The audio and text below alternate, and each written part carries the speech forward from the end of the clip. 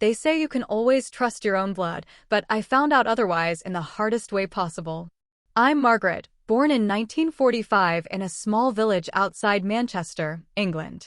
For most of my life, I believed family was a fortress, that love and loyalty ran deeper than anything else. But when I turned 78, that belief was shattered, piece by piece, by the son I had raised with all my heart. Daniel was once my pride and joy, my little boy who would bring me flowers from the garden and promise to protect me forever. When he married Emma, I welcomed her warmly, thinking she was the daughter-in-law I'd always hoped for.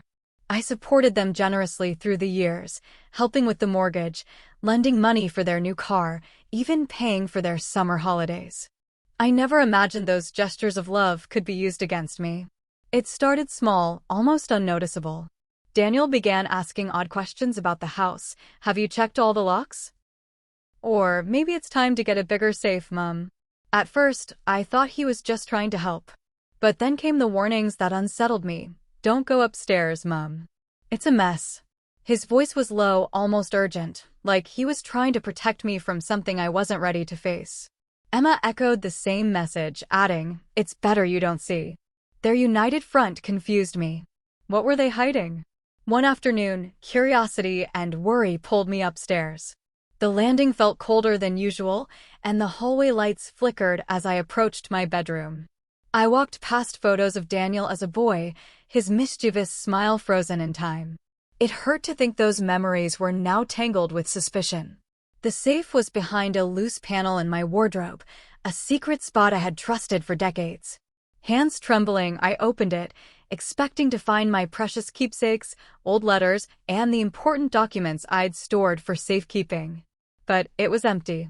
Not a single thing. No papers, no jewelry, nothing. I couldn't breathe. The silence of the room pressed against me like a weight. How long has it been like this? Had they taken everything while I slept?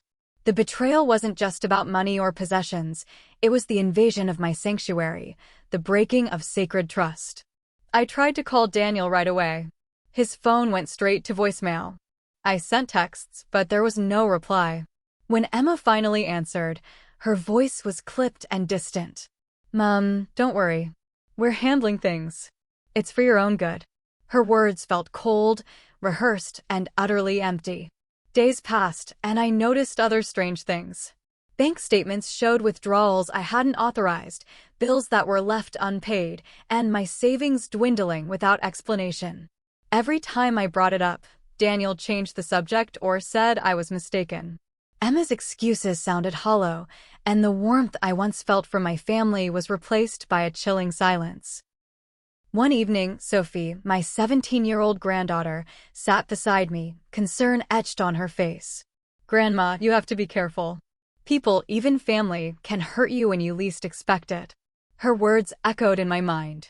I wanted to believe she was wrong, that this was all a terrible misunderstanding. But the empty safe told a different story. I remembered Daniel as a boy, his laughter, his hugs, his promises. And now, the man who warned me not to go upstairs was the one who had betrayed me. It was a cruel twist of fate that cut deeper than any loss of money. That night, sleep eluded me. I stared at the dark ceiling, replaying every conversation, every glance, every hesitation that I had ignored before. I realized how easy it is to overlook the signs when you don't want to see the truth. The next morning, I took a long walk around the neighborhood, breathing in the crisp autumn air. My neighbor, Helen, noticed my troubled expression and offered a gentle smile. "Margaret, whatever's going on, you're not alone." Her kindness warmed me like a blanket. I knew then that I couldn't face this betrayal silently. It was time to gather strength, to stop being the quiet victim and start protecting myself. Daniel and Emma had taken too much already, but I was determined to fight back not with anger alone, but with clear, steady action. If there's one thing I've learned through this, it's that betrayal can come from where you least expect it. But it doesn't have to define you. You can stand up, set boundaries, and take back your life. This is my story not just of loss, but of the moment I chose to reclaim my dignity. When I finally gathered the courage to confront Daniel and Emma, the air between us was thick with tension, the kind that settles after years of unspoken truths and quiet betrayals. I remember sitting across from them at the small kitchen table, the one I'd polished so many times with love, now feeling like the stage for an accusation I never wanted to make but could no longer avoid. "Why did you empty my safe?" I asked, voice steady despite the storm inside me. Daniel's eyes darted away, and Emma's lips pressed into a thin line. Neither offered a word at first, the silence louder than any confession. "It's complicated, Mum," Daniel finally said, avoiding my gaze. "We just thought, maybe it was time for a change." Emma nodded slowly, but there was no remorse in her eyes, only a cold practicality that shocked me. That moment broke something in me, not just the safe or the money, but the years of trust. I looked at the son I'd raised and realized he had chosen a path that didn't include me anymore, not in the way I believed. I left their house that day with a new mission. First, I contacted my bank. Sitting on the line, I froze my accounts, canceling all automatic payments and transfers that Daniel might have access to. I made sure my PINs were changed, my cards canceled, everything locked down tight. I wasn't going to let them use my own money against me any longer. Next, I called the locksmith. Watching the new keys being cut and the locks on every door of my home changed felt like reclaiming a piece of my life. Each click of the lock was a small victory, a reminder that my home was my sanctuary, and I would defend it fiercely. Emma and Daniel tried to call me after that, their voices dripping with guilt and excuses. "Margaret, you're overreacting," Emma said one afternoon, trying to charm me back. "We only took what we thought was necessary." But the damage was done. I refused to answer their calls or messages. My granddaughter Sophie and neighbor Helen were my anchors. Sophie helped me go through piles of paperwork, identifying unauthorized transactions and gathering evidence. Helen came over with cups of tea, listening patiently to my fears and frustrations. They reminded me I wasn't alone, that I had a community standing beside me. One day, I sat with my solicitor to revoke Daniel's power of attorney. It was a formal act, but it felt personal, a clear line drawn in the sand. I also updated my will, removing Daniel's name entirely.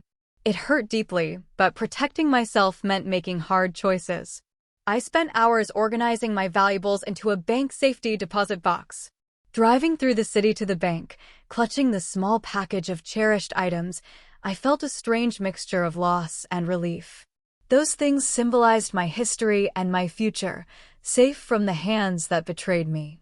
Throughout this period, there were moments of bitter sadness.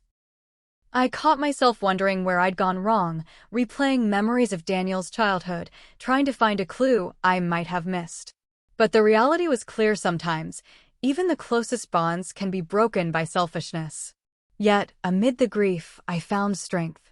Taking control of my finances and security was not just about money, it was about reclaiming my identity and dignity. I was no longer the vulnerable mother being taken advantage of.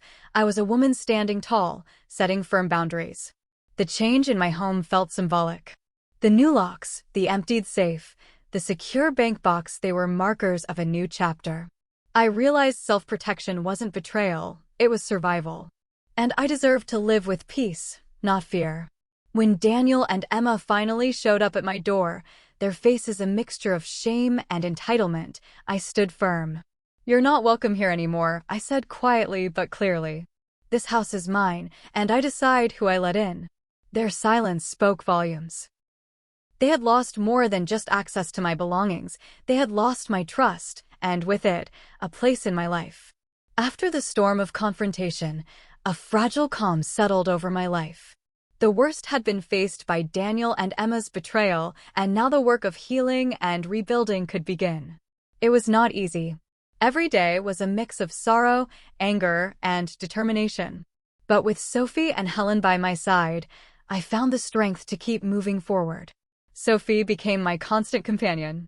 She was more than just a granddaughter. She was my shield and my voice. Together, we sorted through years of documents, bank statements, letters, receipts, looking for anything suspicious. It was exhausting but necessary. Sophie's youthful optimism reminded me that life goes on, and that trust, while broken, could be rebuilt in new forms. Helen, my neighbor, was a steady presence. She helped with errands, brought meals, and offered a listening ear when I needed to talk. Sometimes, just sitting quietly with someone who understood made the unbearable seem lighter. Her friendship reminded me that family is not only those who share your blood, but those who stand with you in hardship. I spent many afternoons at the solicitor's office, finalizing the changes to my legal documents. Revoking Daniel's power of attorney was painful but vital. It was a formal recognition that my son could no longer be trusted to make decisions on my behalf. Updating my will to exclude him was even harder, but necessary for my peace of mind. In those quiet moments, I felt the weight of betrayal settle deep into my bones. But I also felt a flicker of something new, hope. I realized that I was reclaiming my life on my own terms. No longer defined by Daniel's actions, I was rediscovering my strength and independence. I also found new joy in simple things: morning walks through the park, the changing seasons outside my window, and the laughter shared with Sophie. These moments reminded me that life continues, that healing is a journey, not a destination. One day, while organizing my belongings, I found an old photo album.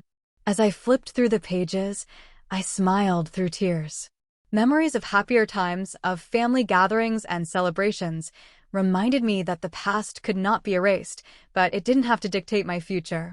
I began attending a local community group for elders, where stories of resilience and survival were shared. Listening to others who had faced their own battles made me feel less alone. Their strength became mine. Most importantly, I learned to set boundaries. Saying no became an act of self-love. Protecting my home and heart meant making choices that honored my well-being, even if it meant painful separations. The seasons changed outside, and with them, so did I. The betrayal that once felt like a crushing winter began to thaw into a hopeful spring.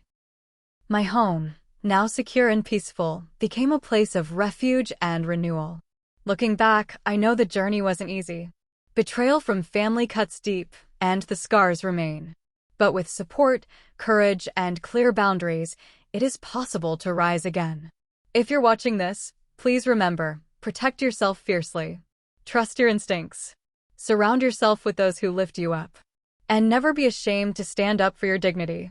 Like this video if you've ever faced betrayal or hardship. Subscribe to the channel for more stories of resilience. Share with friends who need to hear this message. And comment below with your thoughts or lessons learned. Your voice matters. Together, we can turn pain into power, loss into strength, and betrayal into a new beginning. Moral lesson: betrayal wounds deeply, but protecting yourself and setting firm boundaries restores peace and dignity. Embrace support, courage, and hope to heal and reclaim your life.